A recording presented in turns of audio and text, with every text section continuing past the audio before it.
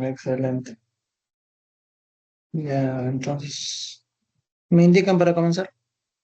Doctor, ya puede iniciar. Genial, muchas gracias. Bueno, en primer lugar, muy buenas noches con todos. Bueno, agradezco la participación de cada uno de ustedes y su paciencia. El día de hoy me invitaron para la segunda sesión que era sobre artículos primarios y secundarios. Sin embargo, traté de englobar un poco más allá y enfocarnos en tipos de artículos científicos, porque la información que se va a tomar hoy día es para diferenciar todos los tipos de artículos que se disponen en cualquier revista que tengamos a la mano, y también que sepamos que no todo artículo publicado en una revista se considera como tal un artículo científico. Hay que saber considerar qué es cada cosa.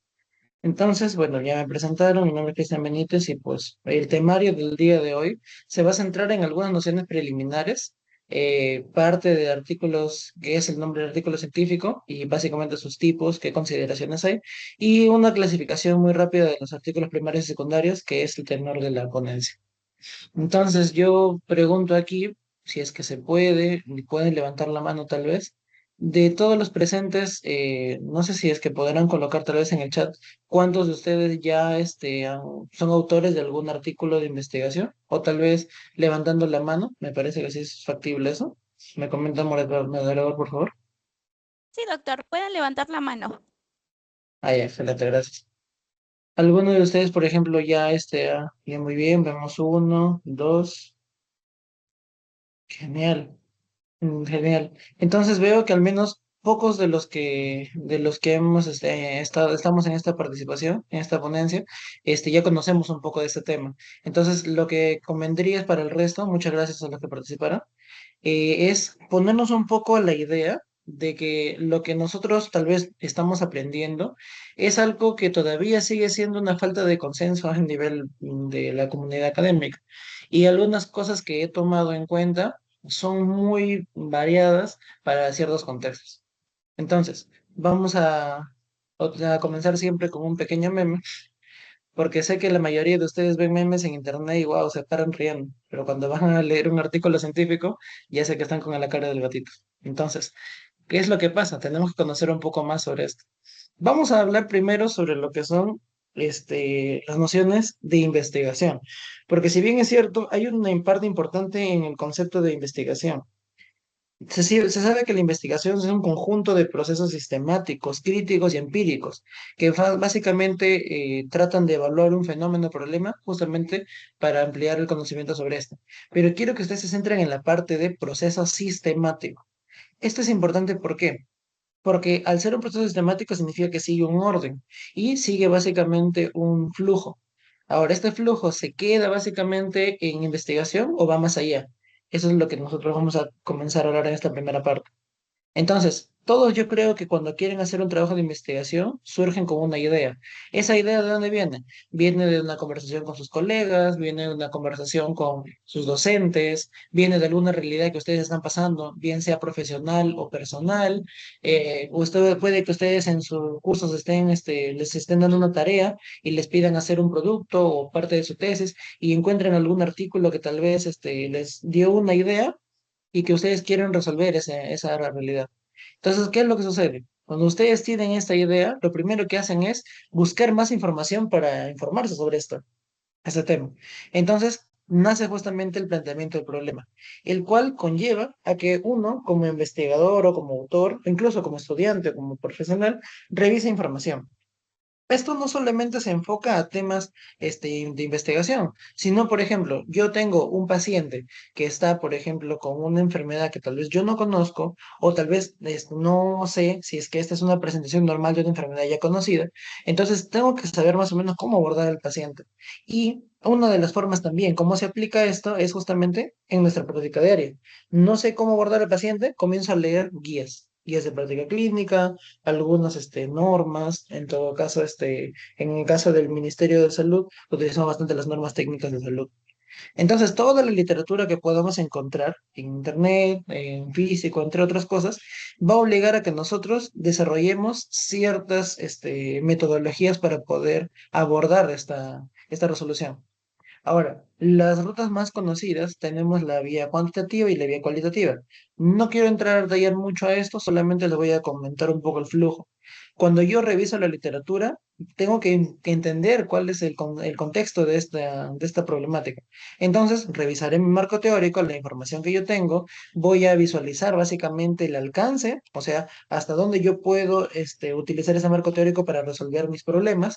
Esto de acá me permitirá justificar mi problemática y, en el caso de algunos estudios analíticos, evaluar hipótesis y posibles variables, que las usuales son descriptivamente las variables dependientes o independientes, exposición o desenlace, dependiendo cómo hagan sus estudios, y algunas variables que puedan intervenir o variables compusoras adicionales. Ahora, en el caso de la cualitativa no va muy diferente. Yo, por ejemplo, quiero encontrar la respuesta. Por ejemplo, voy a tomar el ejemplo de un colega, Claudio Intimaita, que ha hecho sobre estudios sobre desigualdades en serums. Entonces, ¿qué es lo que hace él? Tiene que primero encuestar a las personas que obviamente precisan estas desigualdades, y en este caso a los serumistas. Entonces, haces una primera inmersión de campo para poder conocer la realidad como tal, para empaparte de ella, y una vez que tú ya comprendiste un poco más el contexto, vuelves a hacer otra inmersión, las veces que tú creas necesarias. Entonces, se dan cuenta de que al final de todo, lo que implica esta primera parte es comprender mi contexto, comprender la investigación que se ha realizado previamente, y si es que tal vez no la hay, porque la investigación cualitativa tiene una ruta mucho más compleja para nosotros porque no estamos acostumbrados a hacer investigación cualitativa, entonces tenemos que enfocarnos en entender bien de qué va nuestra problemática y qué cosas la componen. Ahora, después lo que sigue es casi similar. Esto implica la realización de un diseño de investigación, un abordaje en específico. Esto puede conllevar a que seleccionemos en quiénes vamos a estudiarlo, recolectamos los datos, los analizamos, los interpretamos y al final tenemos que elaborar un reporte de resultados. Ahora, ¿esto es importante para nosotros? Sí, porque estos resultados justamente son lo que yo digo. Si es que yo tuve una idea y quiero resolver esta idea, este reporte de resultados o bien me describe por completo la información y el contexto que yo estoy evaluando, me va a permitir entender si es que la hipótesis que yo estoy proponiendo va básicamente cumple con la realidad o no cumple con la realidad, o hay alguna otra contexto que tal vez no estoy entendiendo, que justamente también va una parte importante de los artículos de investigación, que son las limitaciones, ¿no? Entonces, tal vez en un contexto funciona, en el mío no, o tal vez en el mío funciona y por qué en el resto no. Eso también se tiene que ir evaluando. Todo esto va en el reporte de resultados. Pero la pregunta es, ¿este es un proceso lineal? Y justamente tomo el artículo de Carneiro, en el que mencionaba, por ejemplo, que en la mayoría de los trabajos de investigación inician siempre con una pregunta, una formulación de hipótesis, luego con su metodología, luego con lo que es un muestreo o la experimentación per se, y el análisis e interpretación de resultados. Ahora, hasta aquí nosotros estamos hablando del concepto de qué, de investigación. Cuando nosotros realizamos el análisis y la interpretación, ya estamos generando básicamente mi producto final. Pero ese producto final no solamente se puede quedar en interpreté y analicé, sino que tengo que redactarlo de una manera que se pueda comprender. Esta comprensión es la elaboración del producto final o la elaboración del informe de resultados que les mencionaba. Ese informe de resultados, a la larga, puede tener diversos nombres, pero conlleva a tener un reporte final. Y este reporte final puede tener la forma de un paper, conocido también como artículo científico o manuscrito, ya veremos qué diferencia hay entre esto, que a la larga implicaría el término de mi investigación. Ahora mi pregunta es, ¿la investigación muere con la realización del reporte final? Pues no. Lo que obliga básicamente el contexto académico es que nosotros utilicemos este trabajo que hemos hecho, este reporte de resultados, y lo difundamos. Ahora, la difusión normalmente se utiliza a través de publicaciones científicas. Es por ello que las publicaciones científicas van a implicar que yo tenga un manuscrito. ¿Alguien quiere participar?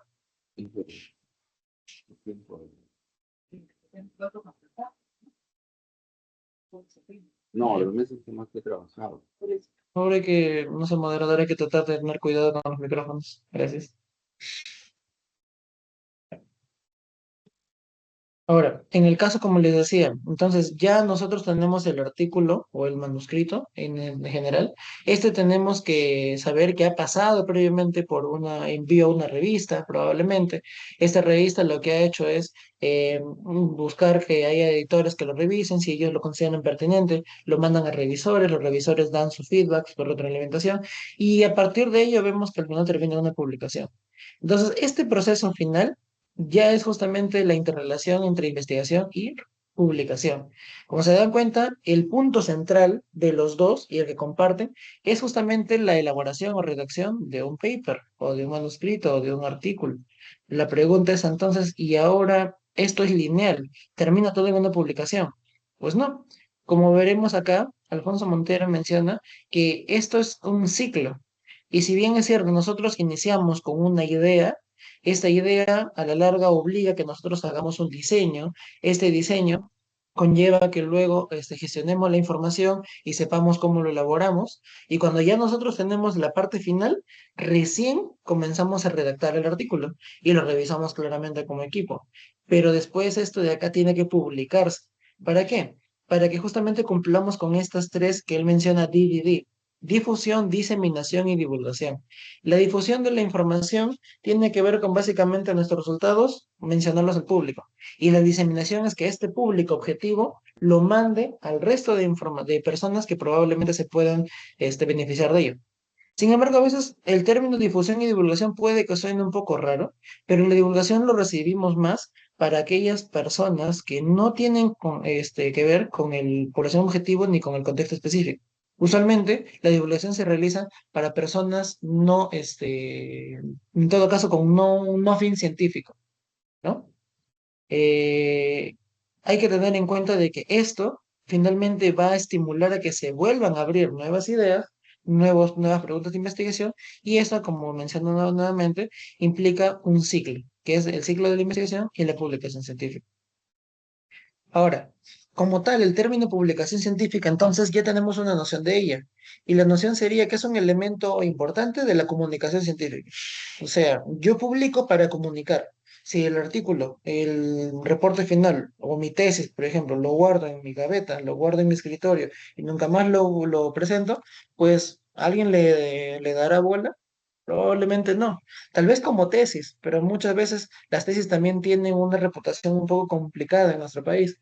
Entonces hay que tener en cuenta de que nosotros tenemos que comunicarlo y la publicación científica es uno de los medios que se ha utilizado, por decir así, a lo largo de los tiempos, para poder justamente describir y comunicar esos hallazgos, ¿no? Ahora, ¿hay razones importantes para difundir nuestros resultados? Pues sí. Por ejemplo, Meo mencionaba que hay una pirámide en el cual consideran, por ejemplo, que publicar mis resultados implica básicamente que yo tenga un mejor desarrollo como persona. ¿Pero por qué? Porque básicamente mis estudios me lo permiten, o sea, me obligan, tal vez mi tesis, mi maestría, mi doctorado, necesitamos para justamente para poder egresar, o tal vez algunas necesidades, como por ejemplo, usualmente los que ya son docentes, usualmente para tener promociones o para ganar ciertos grants, necesitan justamente esto. Otra cosa también es que implica es una sostenibilidad a largo plazo, porque la carrera de investigador no inicia con una publicación, pero no termina con eso. Eso también implica que al tener una larga trayectoria, puedo yo también desarrollar cierta, cierta confianza en la gente, cierta popularidad, y obviamente puedo posicionarme en ciertos rankings, ¿no? Para ser tal vez decano, rector, entre otras cosas. Puedo incluso tener impacto. Ya no solamente vemos desde el punto de vista personal, sino desde el punto de vista de impacto. ¿Ante quién estoy publicando? Justamente ante las personas que evalúan políticas. Y, por ejemplo, se pueden hacer políticas en educación, en salud, en economía, entre otras cosas. Y bueno, como tal, sí es cierto, puede que sea la parte más final de todo esto, pero el nombre y la fama siempre son importantes tal vez para los investigadores. Entonces, como van a darse cuenta, las razones son varias, pero algo que es importante, que no debemos olvidarnos, es que todos los resultados de nuestras investigaciones deben tener un impacto en las decisiones que van a tomar otros médicos u otros profesionales de la salud. El fin final de nosotros como profesionales de la salud explícitamente de medicina, es que la atención en los pacientes sea la mejor posible. Entonces, desde el punto de vista, por ejemplo, de nosotros que evaluamos tecnologías sanitarias, nuestro fin es recopilar todos los trabajos que podamos encontrar en Internet actualmente y buscar la manera de que la tecnología que ellos buscan para el apoyo de sus pacientes oncológicos, enfermedades raras, entre otras, pues básicamente les surte efecto, que sea beneficioso para el paciente, que cueste menos, que implique mejor tolerancia por parte de ellos. Entonces, siempre nuestro fin último es efectivizar una mejor atención del paciente.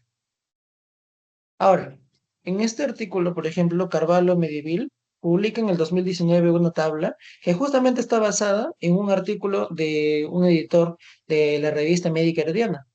Él menciona que hay cuatro tipos de publicaciones científicas. Menciona que la primaria básicamente publica resultados originales de investigación. En el caso de, por ejemplo, la secundaria, lo que implica no es jalar información original, sino agrupar y sintetizar información disponible. Entiéndase que en las partes, en una publicación primaria, la unidad de análisis va a ser una persona, un animal, puede ser tal vez una institución. La idea es que sea una unidad de análisis de donde yo voy a tomar la data primaria. Eso es lo importante.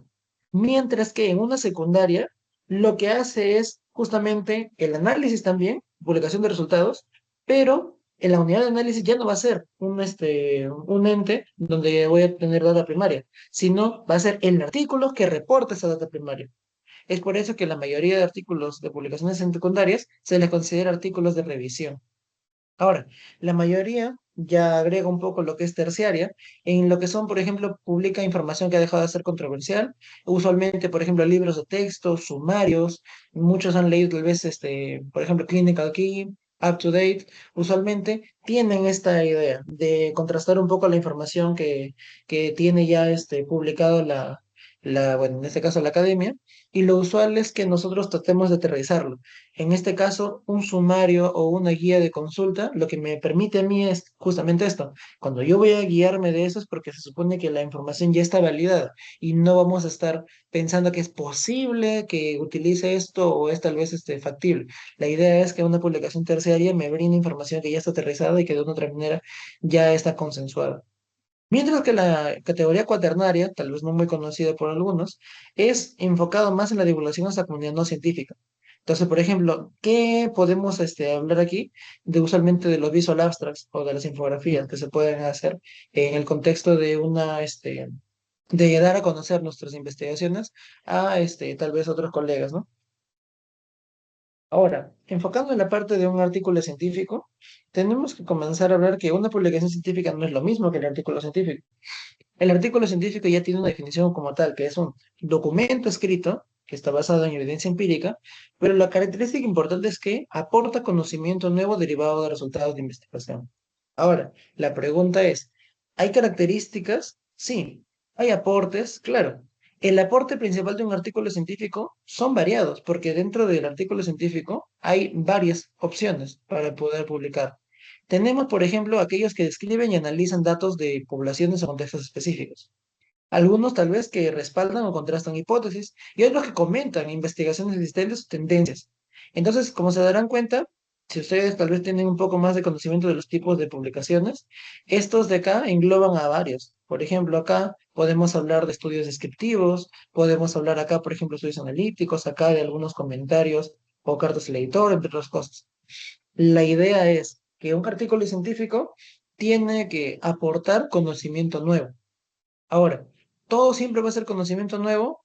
Pues depende de lo que nosotros hablemos. En este caso, si nosotros quisiéramos enfocarnos en las características principales de un artículo científico, yo consideraría, basado en lo que dice Bautista y Jiménez, dos cosas. Uno, que esté publicado en una revista científica. Y esto es la diferencia que les comentaba entre artículo científico y manuscrito. Y lo segundo es que básicamente describa los hallazgos del estudio, pero que estos no hayan sido publicados previamente. Eso es lo que le va a dar la característica de artículo científico.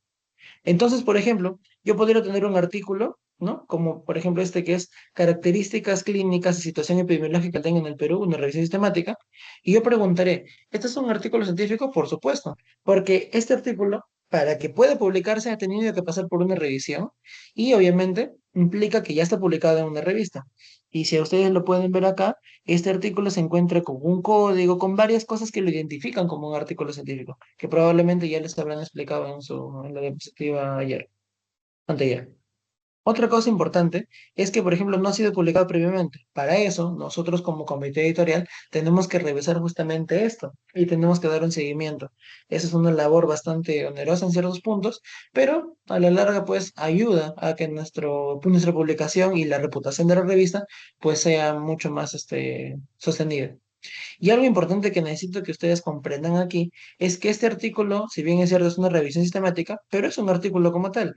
¿Qué me está aportando? Me está describiendo básicamente los estados provenientes, en este caso, sobre características y, bueno, clínicas y epidemiológicas del dengue en el Perú. Entonces, acá, este tipo de revisión será una forma de cómo poder obtener información. Claramente, si ustedes ya entienden que es una revisión sistemática, pues habrá sacado información de varios artículos y lo habrá sistematizado. La idea es que sacó información nueva, tal vez. Eso tendríamos que revisarlo en el contenido del texto. Otro lado, por ejemplo, serían editoriales, como en este caso. La parte que ustedes pueden ver acá a la derecha del título dice que la revista del Almanzor tuvo un alcance global al alcanzar un cuartil 3 en Scopus y en WOS. Ahora, probablemente pueden considerar ustedes de que esto es algo novedoso. ¿Podrían considerar que está describiendo algún dato? Pues probablemente no, está comentando una realidad que ha sucedido, ¿no? Más que una tendencia actual en el campo, es que básicamente está comentando que ha llegado a un cuartil 3 y qué implicancias podría tener para la comunidad científica peruana o tal vez latinoamericana. Y hay otros casos, como tal vez ustedes han podido ver, que hay, por ejemplo, reportes de caso, donde tienes un caso clínico y lo publicas como un reporte. Pero esto que les estoy mostrando aquí no es un reporte de caso. Esto que les muestro aquí, acá dice el nombre. Neumoencéfalo, una condición neurológica con relevancia clínica. Este artículo es una galería fotográfica. Entonces ustedes dirán, pero doctor, galería fotográfica, o sea, me refiere que han publicado una foto. Sí, justamente esta galería fotográfica tuvo la relevancia de que no era muy común ver neumoencéfalo en una condición, bueno, dentro del contexto en el que lo habían publicado y consideraron pertinente publicar solamente las fotos. Claramente acá este tipo de artículo sigue siendo un artículo científico, al ser una galería, pero obviamente también hay que saber de qué tipo y qué relevancia tiene. Ahora, recordemos nuevamente que la mayoría de artículos científicos que ustedes van a ver no son tomados con la misma relevancia que tienen. Es por ello que incluso ustedes si pueden ver en Concitec, en el CTI Vitae o para clasificar como Renacid, no todos los artículos científicos tienen el mismo peso. Y obviamente no en todas las bases de datos que están utilizadas también tienen el mismo peso. Entonces es importante que lo tengan en cuenta para poder diferenciar uno de otro. Entonces, les dije, manuscrito o artículo científico, ¿qué diferencia hay? Pues, como tal, ustedes podrán percatar que Jiménez Ávila, por ejemplo, ya había hecho una comparativa de ellos y les voy a utilizar la misma analogía que les di al inicio. Si yo quiero, por ejemplo, abordar un paciente que está con una afección neurológica, por ejemplo, y yo digo, por ejemplo, supongamos, la carbamazepina ya no me está funcionando para ataques epilépticos justo en mi población. ¿Por qué? Porque en ellos, por ejemplo, hay mucha tolerancia. Entonces, la pregunta sería, ¿qué hago? Inicialmente, harías un protocolo de investigación. Si fuera tu tesis, protocolo de tesis, en general. ¿Qué implicaría un protocolo? Entonces, sería la planeación de una actividad científica, de una investigación. Al ser justamente una planeación, entonces no tendría, por supuesto, como lo ven acá, no tiene resultados, no tiene discusión. ¿Por qué? Porque estás planeando, estás hipotetizando. Y claramente un protocolo sí debería tener marco teórico, planteamiento, justificación, entre otros. ¿Por qué? Porque va a implicar lo que tú a priori estás suponiendo. Si bien es cierto, puede haber un protocolo de un estudio descriptivo, pero enfoque es más que nada el enfoque que está presente aquí en esta diapositiva de un enfoque analítico, porque los analíticos usualmente tienen hipótesis. Los descriptivos se enfocan en hipótesis implícitas, que se entiende qué es lo que se está buscando. Ahora, en el caso, por ejemplo, de yo ya haber tenido el protocolo listo, lo mando tal vez al comité de ética, el comité de ética aprueba y dice ya, lo puedes aplicar. Cuando yo lo aplico, hago todo el paso del proceso de investigación que les comenté. Y una vez que ya tengo el paso final, que es la elaboración del reporte, el reporte se elaborará en forma de manuscrito. Se entiende entonces que un manuscrito sería lo que es un documento que obviamente sea elaborado por los autores con los resultados de investigación. Y eso es lo que lo va a diferenciar del protocolo. Que aquí ya tenemos resultados, ya tenemos discusión. Ahora, la situación vendría a ser, pero doctor, manuscrito y artículo científico es lo mismo. Pues ahí viene la diferencia. Sucede que el manuscrito no se ha publicado aún, el artículo científico ya está publicado. Entonces, ¿cómo es que tal vez usted me está mostrando aquí que el total, por ejemplo, de páginas, en este caso el autor le llama cuartillas, ¿cómo es que el total de páginas puede pasar de 20, 30 a 7, 10? Pues algunos son artículos que vienen de una tesis. Una tesis podría tener 60, 70 páginas y cuando lo vas a mandar a un artículo científico, se tiene que resumir, por obvias razones. Hay un número limitado de palabras. Hay, por ejemplo, un sometimiento de revisión por pares, sí, pero la parte final, lo que caracteriza a un artículo científico de un manuscrito es justamente que está publicado. ¿Por qué? Porque puede que un manuscrito yo le envío a una revista, pero si esta revista es indizada y está básicamente es arbitrada por pares, cuando lo mandan a la revisión por pares, los revisores pares me dicen no, no se acepta en la revista por A, B, C, D razones. Y este artículo, si bien ya pasó por revisión por pares, pero no se acepta. Entonces sigue siendo un manuscrito, ya no un artículo. Artículo tiene que ser cuando ya está publicado. Incluso hay algunos casos en los que le llaman preprint, cuando agarran un manuscrito que no está en revisión por pares, el informe final, y lo suben a una plataforma de preprint. Silo Preprints, Reserve Square, entre otros. Sucede que estos artículos, obviamente, para que puedan considerarse artículos, tienen que obviamente pasar por una revisión por pares y publicarse. Pero mientras están como preprints en Internet, no son considerados todavía artículos científicos. Son manuscritos preprints. Por eso no se les da el nombre de artículo científico. Entendiendo esta diferencia, entonces, pasamos a los tipos.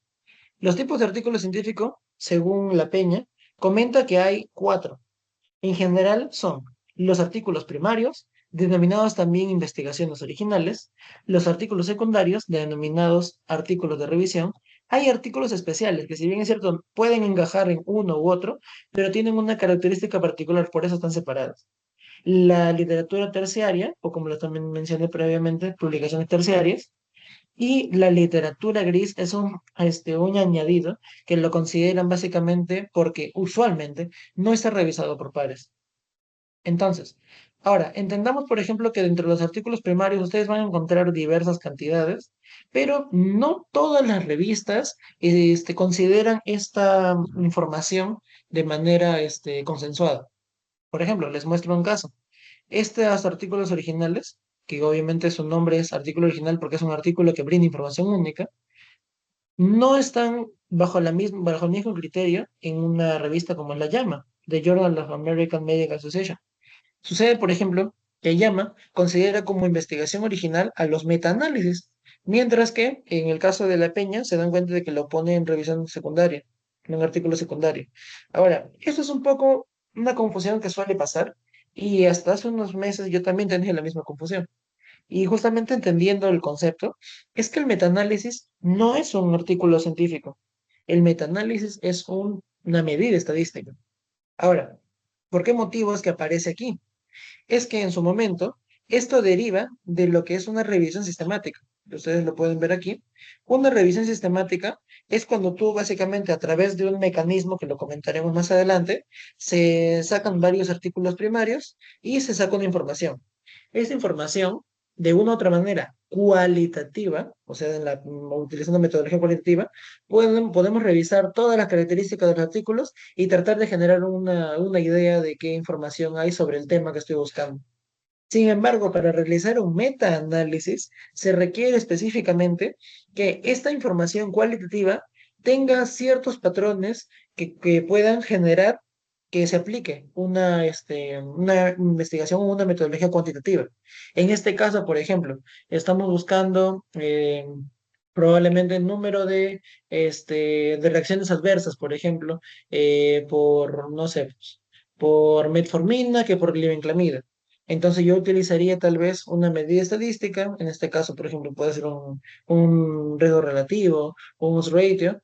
Entonces, y con esto trataría de ver, un estudio tiene tal número, otro estudio tiene tal número, otro estudio tal número, todos comparten la misma metodología, entonces cualitativamente los distinguí, cuantitativamente puedo generar una conclusión a partir de estos datos numéricos. Sin embargo, ¿por qué se coloca metaanálisis? Porque en su momento habían algunos artículos que se publicaban como metaanálisis sin realizar una revisión sistemática. Ahora, ¿esto implica que en su momento se realizaba? Sí, se realizaba. ¿Por qué? Por ejemplo, un caso que me comentaron muy particular es que el único autor que publicaba sobre este artículo, por ejemplo, no sé, quiero hablar sobre un tema X y solamente un autor ha hecho los 5 artículos sobre el tema X. Entonces, muy probablemente, ¿para qué hacer una revisión sistemática si tú eres el autor de esos 5 artículos? La mayoría de los autores iban directo al metaanálisis. Actualmente no se considera como tal, no todas las revistas al menos lo consideran el metaanálisis como un tipo de artículo científico. Sin embargo, es preciso y todavía algunas revistas como llaman lo consideran aquí. Ahora, la estructura, y me imagino que eso también ya lo han ido exponiendo, de un artículo científico original, suele tener 3 partes, y estas 3 partes son muy comunes en la mayoría de artículos originales primarios. Por ejemplo, el título y las filiaciones, como vemos acá, un título, y el autor y las filiaciones, incluso con quiénes son los corresponsales, el resumen, que puede ser un resumen estructurado o no, la mayoría de las revistas en medicina utilizan esos resúmenes estructurados, siguiendo lo que es el formato IMRD. En la introducción a veces se reemplaza por objetivo, los métodos, resultados, y la discusión a veces no se coloca directamente en la conclusión. Ahora, es importante tener en cuenta de que hay otras, por ejemplo, revistas que no utilizan resúmenes no estructurados. Entonces, esa es una forma también de presentarlo. Palabras clave, usualmente se busca que estas palabras clave estén alineadas con los tesauros. En el caso de español, se utilizan los DEX de la OPS, de Vireme, los descriptores de ciencias de la salud. Y en el caso de inglés, se prefiere que se utilicen lo que son los MESH, que son los Medical Subject Headings, ¿no? O sea, usualmente de Medline. Ahora, ¿hay una información adicional que se puede colocar en esta primera parte? Sí, pues la fecha en las que se ha recibido el artículo, que se ha aceptado y que se ha publicado. Eso también puede estar ahí. En la parte 2 como tal, ya viene el contenido, que ahí tiene que ver usualmente con el formato IMRD, que tiene que ver con la introducción, los métodos, el resultado de la discusión, introducción, métodos, resultados y discusión. Incluso algunos, por ejemplo, los separan, la discusión de conclusiones, y hay algunos otros artículos que incluyen las conclusiones dentro de la discusión. Hay que tener en cuenta si esto lo comparamos con lo que es el manuscrito como tal, o en caso del protocolo, todo, si ustedes en algún momento agarran su tesis y lo quieren publicar como artículo, entendiendo de que es una tesis como tal, no una tesis en formato de artículo científico, todo lo que es el marco teórico que han utilizado ustedes y sus antecedentes, lo pueden colocar en introducción. Los métodos se mantienen dentro de los métodos, o lo que más resumido, los resultados también, y en la discusión se mantiene también lo que es la información de la discusión con las conclusiones. Entonces, esto es algo que es muy usual en artículos originales. En la parte 3 se puede considerar, por ejemplo, agradecimientos, se puede colocar algunas referencias bibliográficas dependiendo de las más resultantes y algunos materiales suplementarios o anexos que también se pueden colocar como cuadros que no tengan que ver específicamente con el artículo, pero sí pueden complementar un poco algunas ideas. Por ejemplo, bases de datos donde se puede estar la información, algunos tal vez documentos de consentimiento informado, entre otros documentos. Es importante también saber que para que un artículo científico se pueda realizar, los autores tienen que revisar las instrucciones que les da la cada revista. Y acá, por ejemplo, yo pongo 2 cosas que es necesario que el autor sepa. Lo primero es el formato.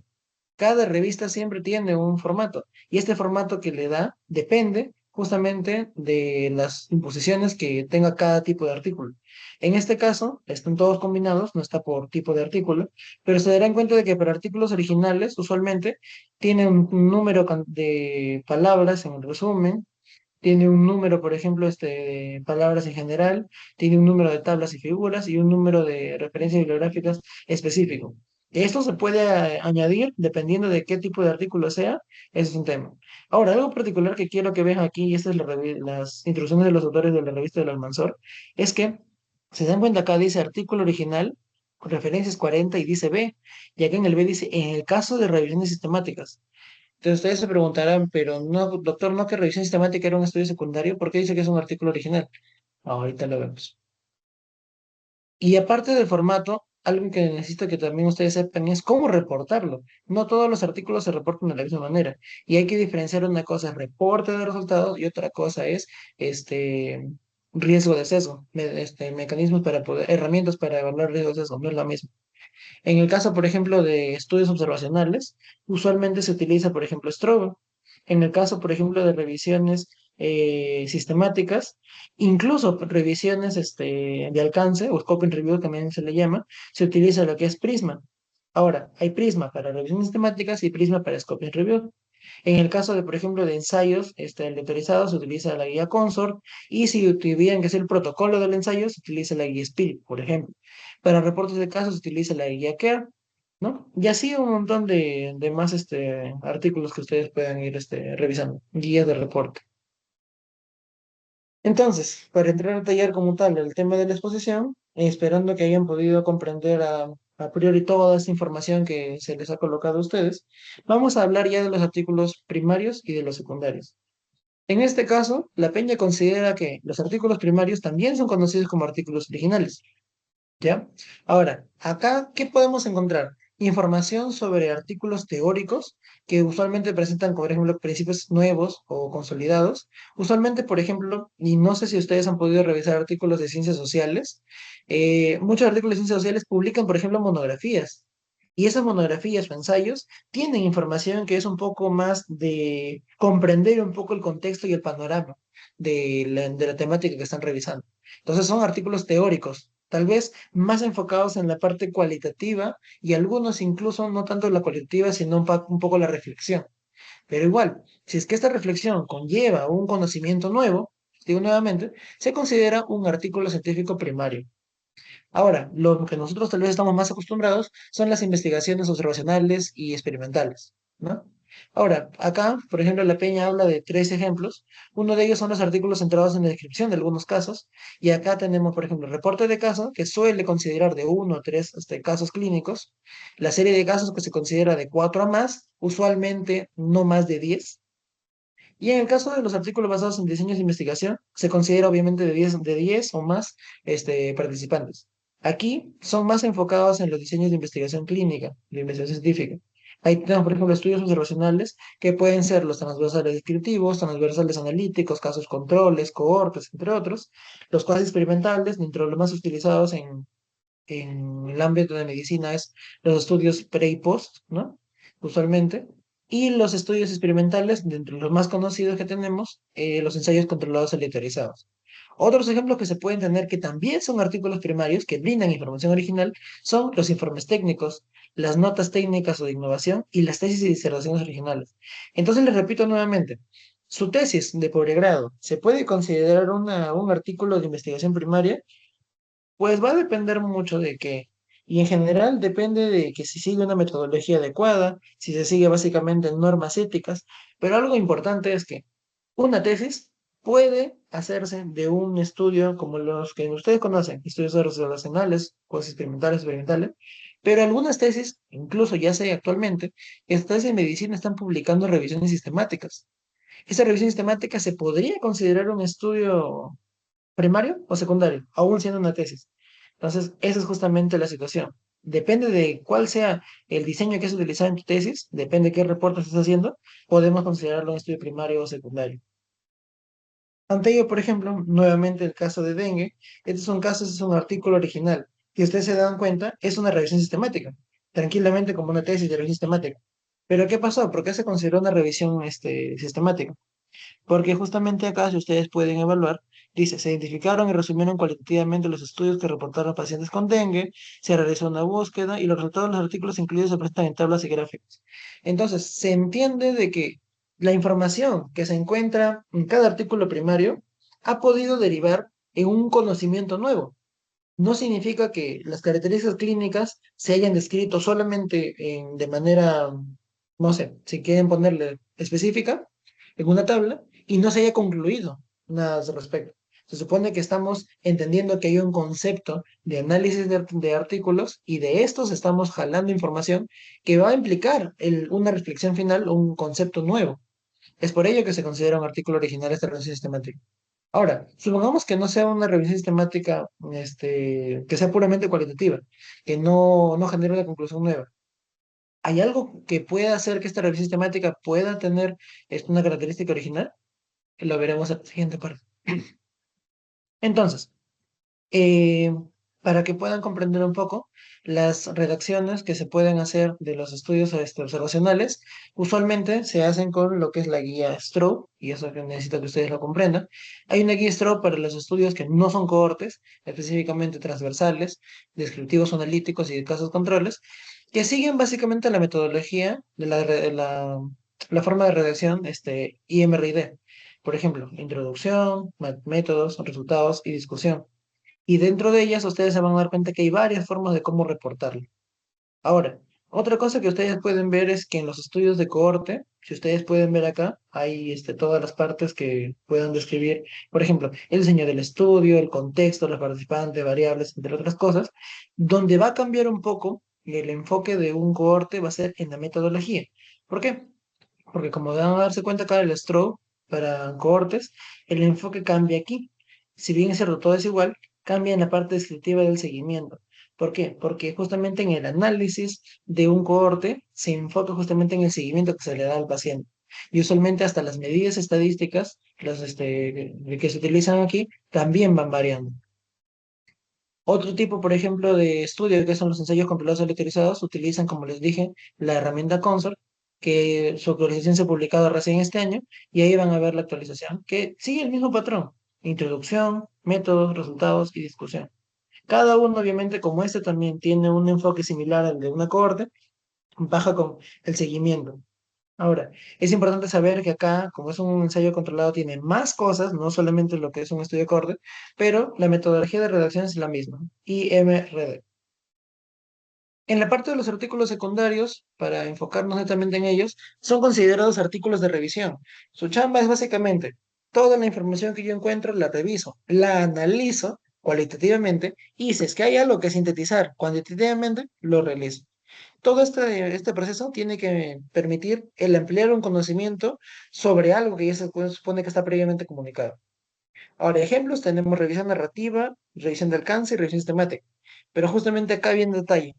Si esta revisión sistemática permite la obtención de un conocimiento nuevo, pues podría considerarse un artículo original. Y usualmente, ¿cuándo sucede? Cuando una revisión sistemática se acompaña de un metaanálisis. Entonces, esto sí, una revisión sistemática con metaanálisis, y obviamente las antiguas publicadas solamente como metaanálisis, son considerados artículos originales, fundamentando lo que colocan sus instrucciones para los autores. Ahora, vemos que hay diferencias entre estas tres, por supuesto. Algo que necesitan saber ustedes es que, por ejemplo, para realizar lo que es una revisión sistemática, se sigue la guía Prisma. Para realizar una revisión de alcance, un scoping review, se realiza lo que es el Prisma para scoping review. Y para utilizar, por ejemplo, lo que es la revisión de literatura tradicional, la revisión narrativa, se utiliza otro tipo de guía para reporte de resultados, que si no me equivoco es la guía SARNAT.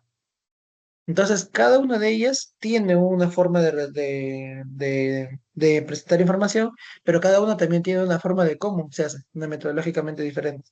Como se darán cuenta, en los reportes tradicionales, a diferencia de una revisión sistemática, no necesitas un protocolo previo, por ende tampoco tienes que registrarlo el protocolo. En el caso de revisión sistemática sí se realiza un protocolo y se publica en una página que se denomina Próspero. Hay más, pero esta es la más conocida. No necesitas una estrategia de búsqueda explícita, transparente, revisada, porque obviamente una revisión de literatura es la información que tú encuentras a tu criterio, de tu modo. En cambio, la revisión sistemática cambia un poco ese enfoque. No tienes que utilizar formas de extracción de datos estandarizadas.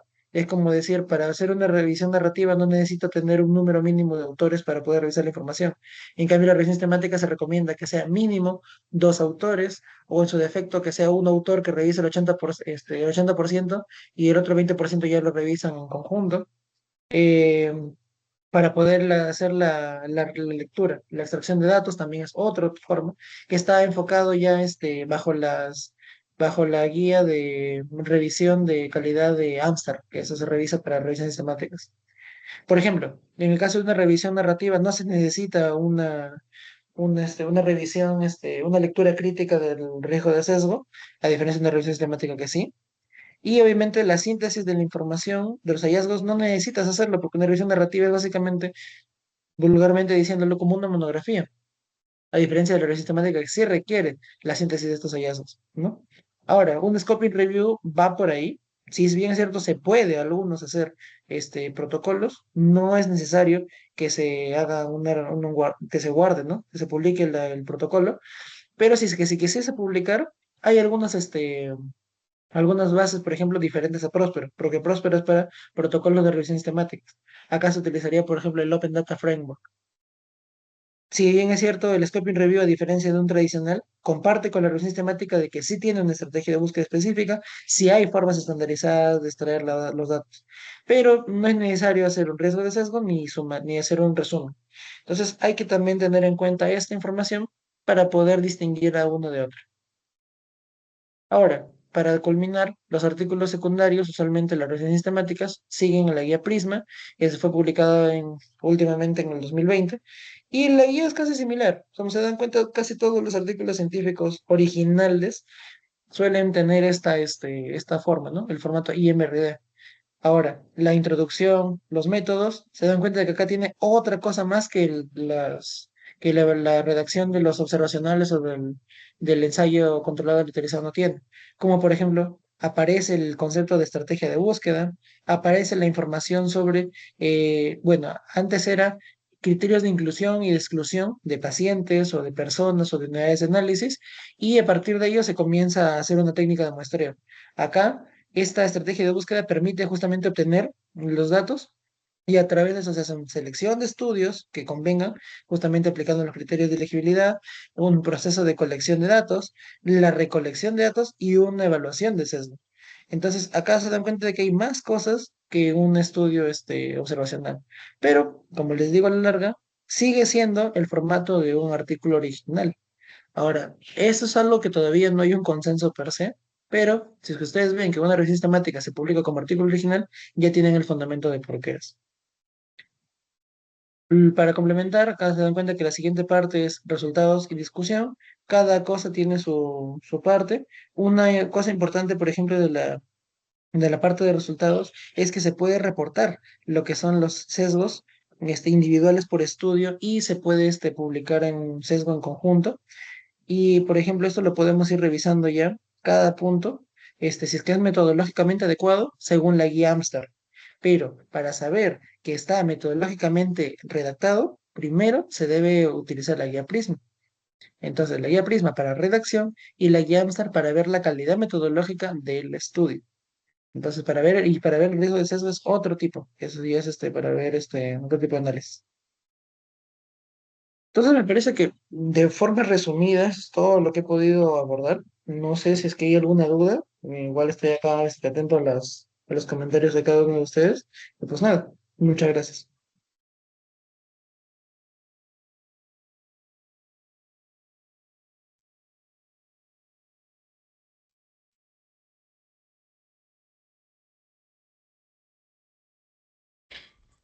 Agradecerle a usted, doctor.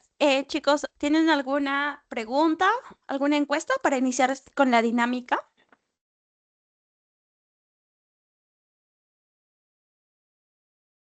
Alcen su manito si tienen una pregunta. Más bien, doctor, agradecerle mucho por la ponencia. Ha sido muy nutritiva, más bien con todo lo que nos ha dado, más allá de los artículos primarios y secundarios. Agradecerle.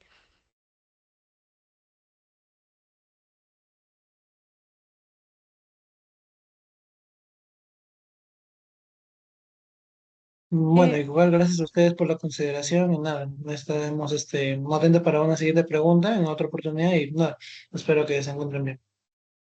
Doctor, disculpe, antes de finalizar, ¿podrían prender sus cámaras para poder tomar una foto, por favor?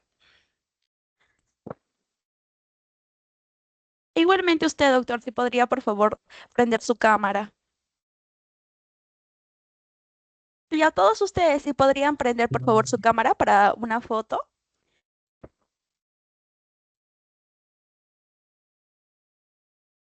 A ver.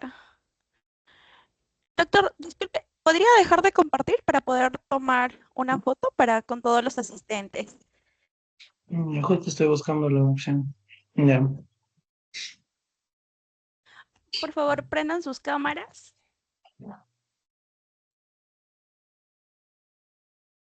¿Ok? Eh,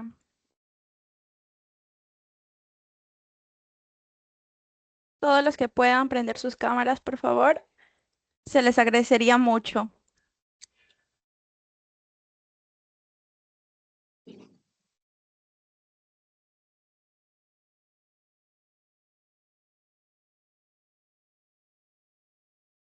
Ya, ya está. Más bien, doctor, agradecerle mucho por su ponencia, ha sido muy nutritiva.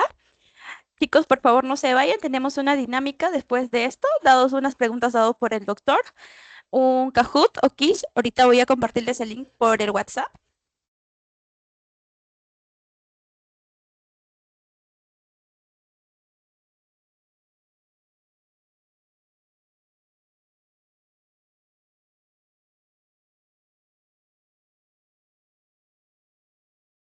Bien, gracias por su atención. Ahora haremos una pequeña dinámica en quiz. Son 6 preguntas. Ya le enviaron el link y el código se encuentra en pantalla. Pueden ir uniéndose, por favor. Vamos a empezar en breve.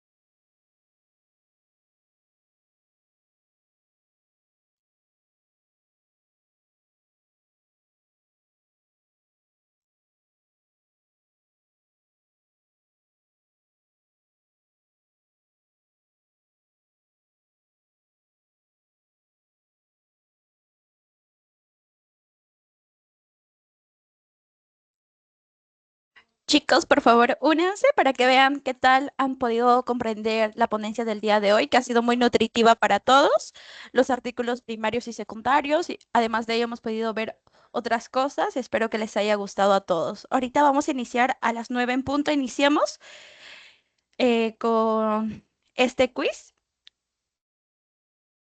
Vayan uniéndose, por favor.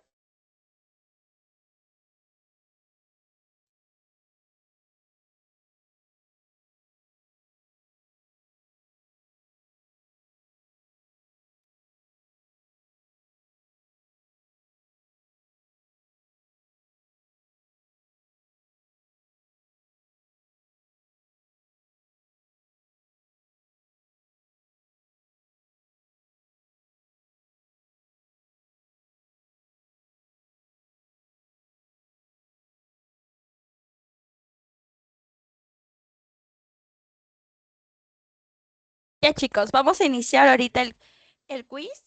Todos atentos, esperemos que les haya gustado esta ponencia. Esta dinámica lo hemos puesto para que estén más activo esta ponencia y sea más interactivo con todos. Ahorita va a iniciar mi compañera.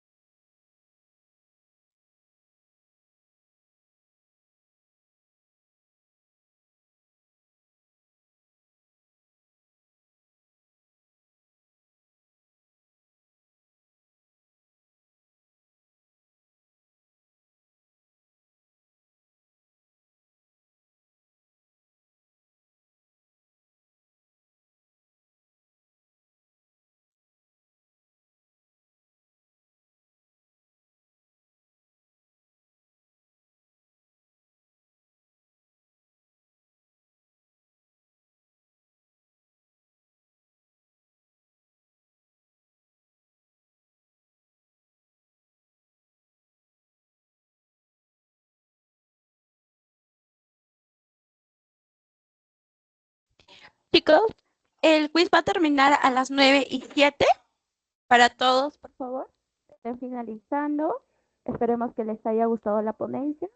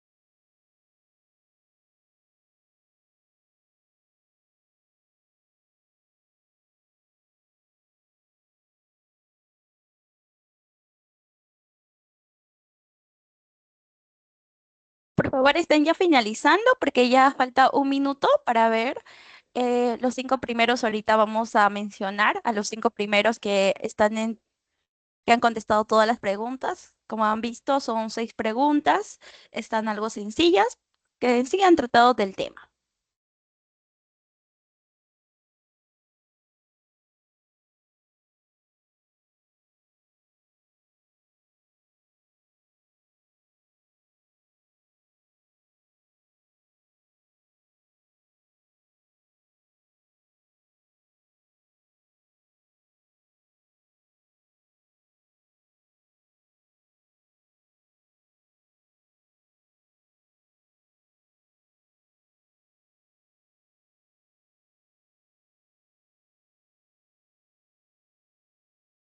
Ya, chicos, como podemos ver, a los 3 primeros tenemos a Katherine, en el segundo puesto tenemos a Jesús Hop y en el primer puesto tenemos a Camila. Por favor, un aplauso virtual y agradecerles por su participación el día de hoy. Espero que les haya servido a todos ustedes esta ponencia y espero que sigan con las otras ponencias que van a seguir en estos días. Muchas gracias.